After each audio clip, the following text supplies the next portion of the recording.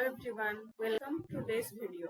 आज वीडियो रे हमें आउ गोटे रिक्रूटमेंट डेटेड नोटिफिकेशन विषय डिस्कशन करिबा जेमिति आपण देखि पारुचंती वैकेंसी बाहरिची केकेएस वुमेन्स कॉलेज बालेश्वर रे नोटिस 29 मई रे बाहरिची एंड इन नोटिस रे बाहरिची walk in interview for the selection of the guest faculty जेमिति आपण देखि पारुथिबे एलिजिबिलिटी रहिची कोनोसी retired teacher from the government colleges or from higher secondary schools or GIA teachers of aided college किबा higher secondary schools जो माननकु 65 years तळको हेथिबो 65 years कम हेथिबो किबा फ्रेश कैंडिडेट्स जो माने रिसेंटली मास्टर्स पास करिसंती in the concerned subject at least 50% एवं सेमानकर बीएड भी थिबा आवश्यक अछि। डेट ऑफ इंटरव्यू केबे अछि 17 जून 2025 9टा एम बेले हबो।